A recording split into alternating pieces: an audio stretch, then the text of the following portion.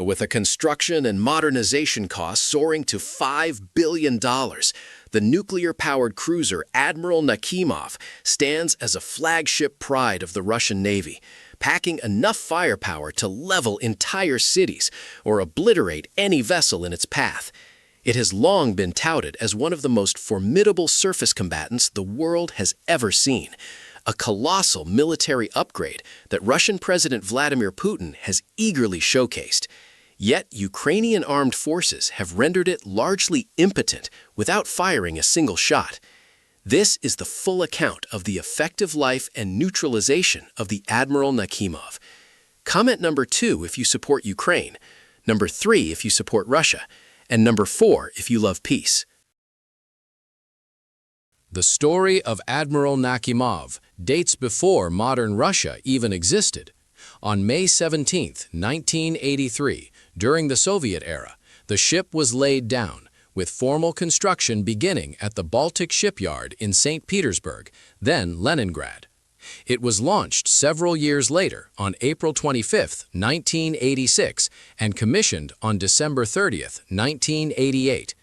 At the time, it bore the name Kalinin and officially joined the Northern Fleet on April 21, 1989. It was renamed in 1992 to honor the renowned Imperial Russian Navy Admiral Pavel Stepanovich Nakhimov, who led a historic victory at the Battle of Sinope during the Crimean War in 1853. Built during the Cold War, this Kirov-class battle cruiser boasted extensive offensive and defensive capabilities and remains the largest surface warship constructed since World War II, excluding aircraft carriers.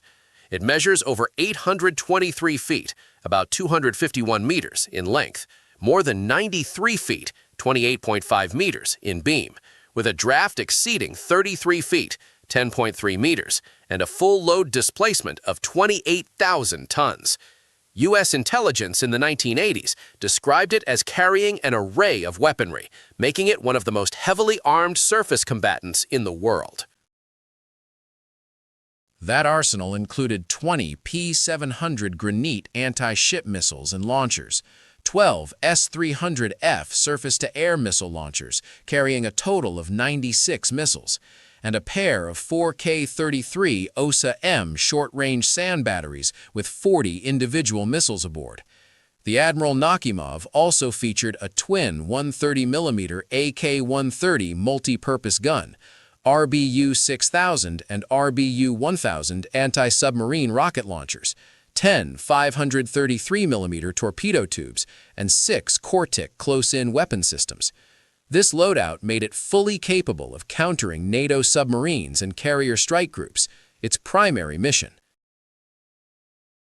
It also incorporated a helicopter pad and sufficient below-deck hangar space to accommodate up to 3 Kamov K-27 helicopters. Despite its massive size, the ship could exceed 30 knots, about 34.5 miles per hour, thanks to its combined steam and nuclear propulsion plant, featuring a pair of steam turbines linked to KN-3 nuclear reactors, plus oil-fired boilers for extra power when required.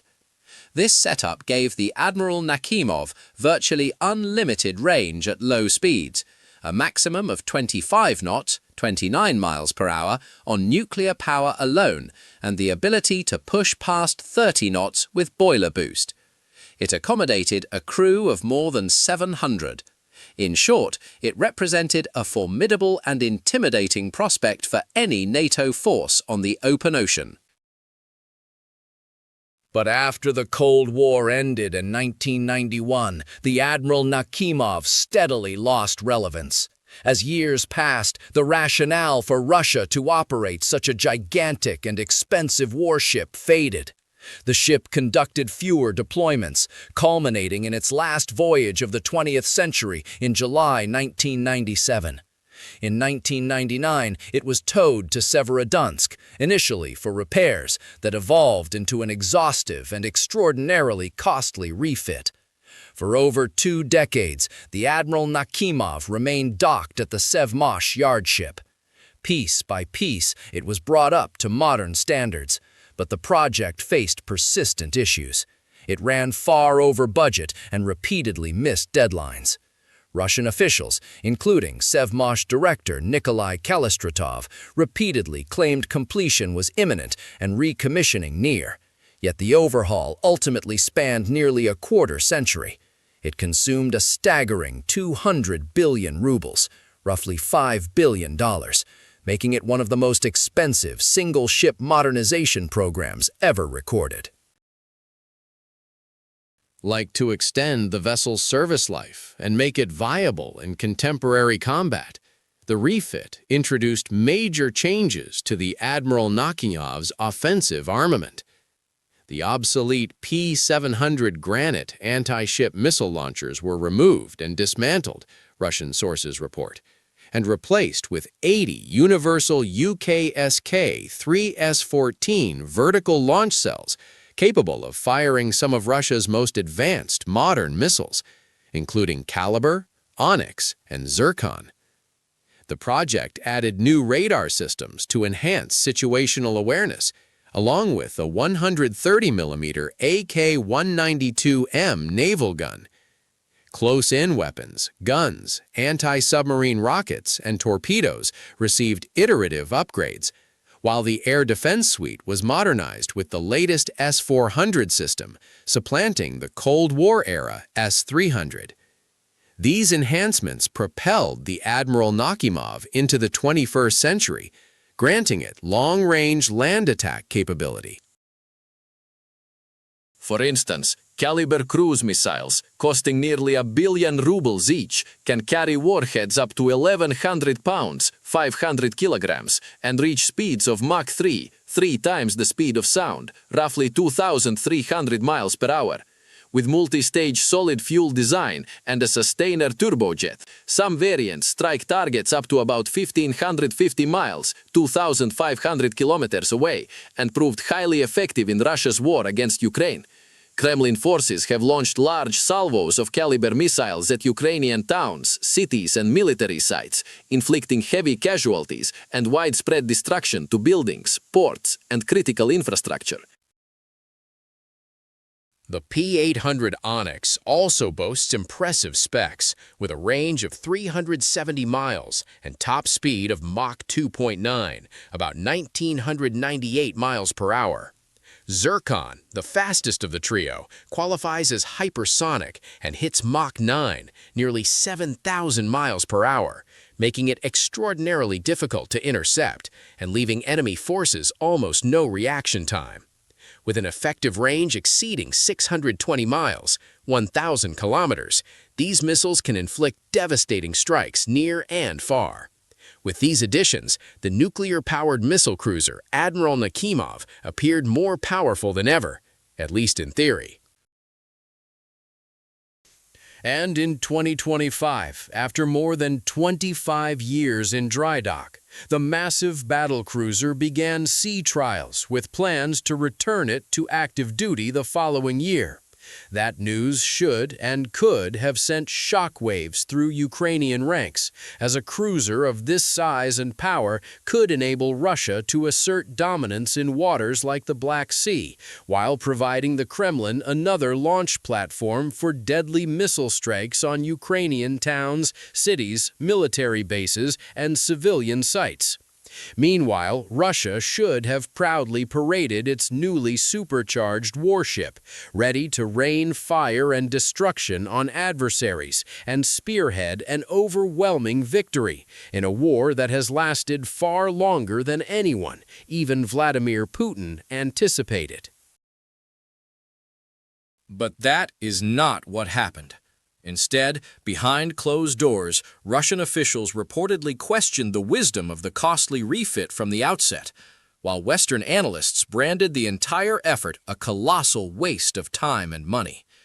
Meanwhile, Ukraine has rewritten the rules of naval warfare so thoroughly that a behemoth like this feels more like an expensive, cumbersome liability than a priceless asset. In other words, the newly upgraded Admiral Nakhimov is far less lethal or devastating than its initial appearance suggested. Rather, it serves as another costly reminder of Russia's outdated doctrines and declining military prowess. 28,000 tons of deadweight, with little or no chance of playing a decisive or meaningful role in the remainder of the war against Ukraine. In theory, the Admiral Nakhimov should rank among Russia's most valuable and critical assets.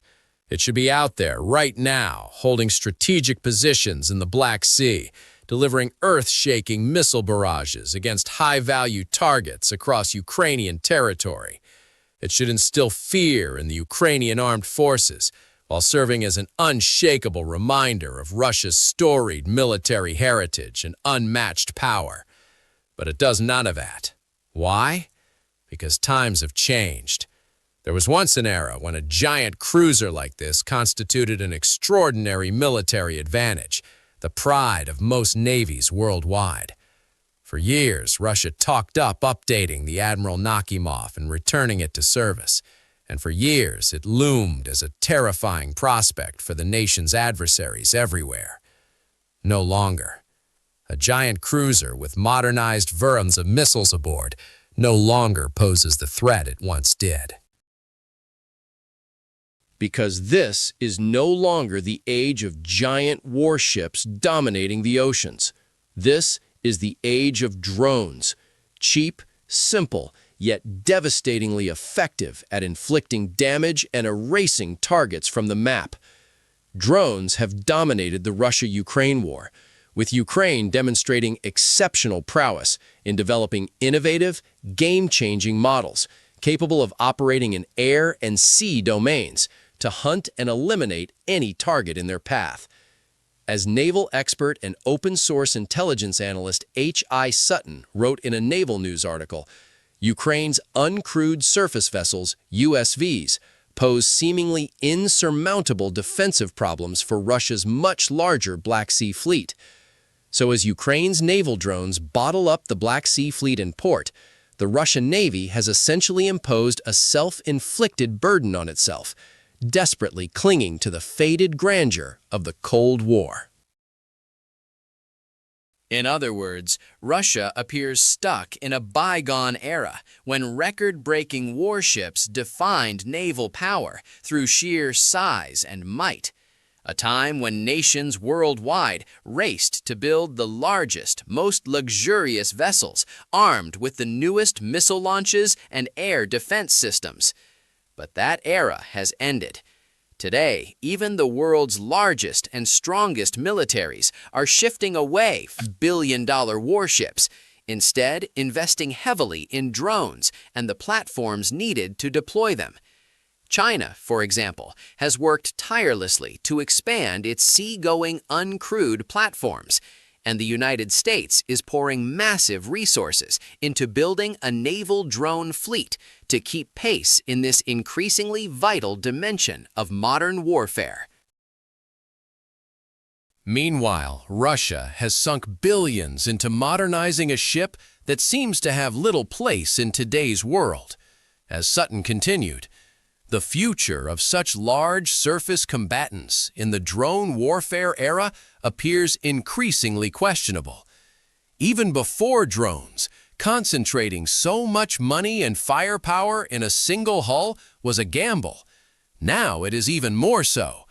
While current drones cannot perform all the roles of crewed ships, the threat they pose and the way they are reshaping naval warfare is real. Ukraine has led in this domain, relentlessly pushing and shattering the boundaries of drone warfare throughout the conflict. Countless documented cases show Ukrainian drone teams destroying high-value Russian naval assets. For example, late in 2025, Ukrainian forces used underwater drones to blow up a Russian Kilo-class submarine docked at Novorossiysk. The submarine was valued at around $400 million, while the drones cost mere hundreds of thousands of dollars. This starkly illustrates that in today's era, a robust selection of inexpensive drones holds far greater value than a handful of ultra-expensive warships. Often, just one or two precise drone strikes suffice to send multi-million or multi-billion-dollar military hardware up in smoke or to the ocean floor, with numerous other examples since 2022 of Russian submarines, landing ships, cruisers, and more damaged or destroyed outright by Ukrainian drones.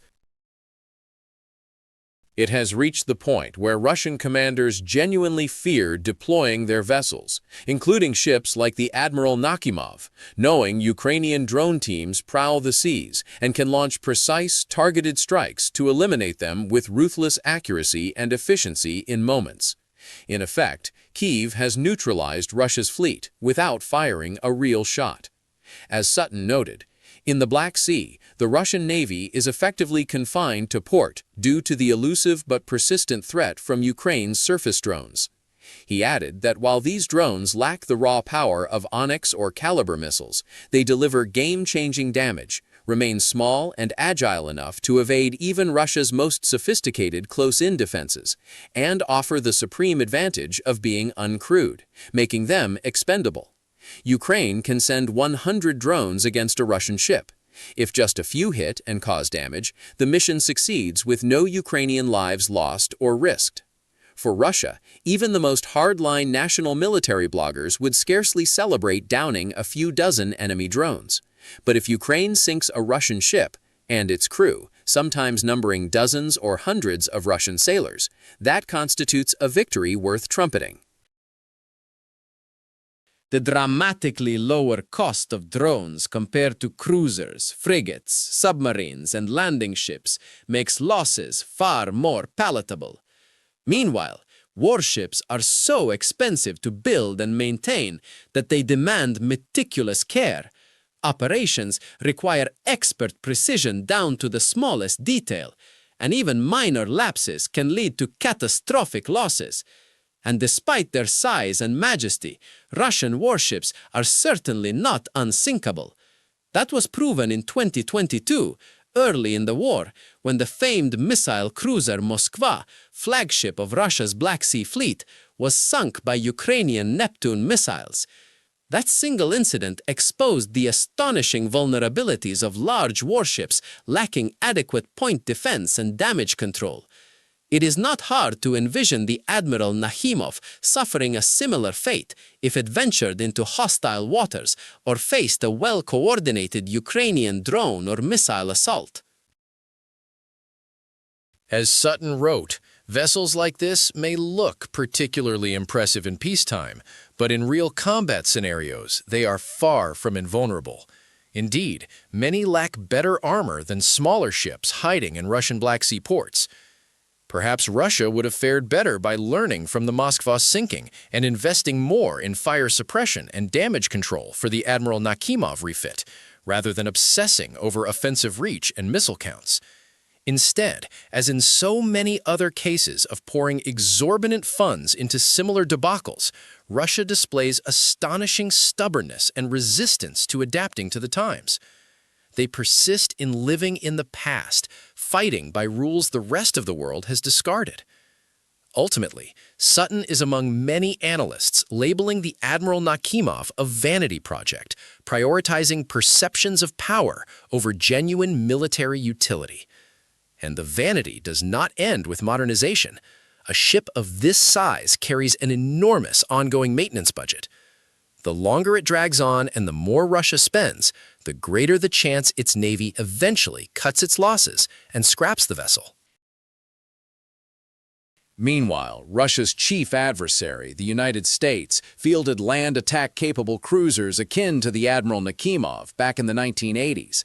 In fact, some top U.S. cruisers, such as the Ticonderoga class that entered service in 1983, are considered more formidable than today's Admiral Nakhimov. For example, they can carry up to 122 vertical launch system cells while displacing under 10,000 tons. By comparison, despite being far larger, the Admiral Nakhimov has only about 80 cells. Thus, the Admiral Nakhimov is not only ineffective in the war against Ukraine, but decades behind world-leading U.S. hardware. Ultimately, like Russia's T-14 Armata tank, also hyped by Putin and Kremlin insiders, but dismissed by critics as a meaningless vanity project, the Admiral Nakhimov delivers more optics than substance. It remains a visually impressive asset Russia can enjoy parading at naval reviews, yet a failure at delivering significant real military value. Comment number 2 if you support Ukraine, number 3 if you support Russia, and number 4 if you love peace.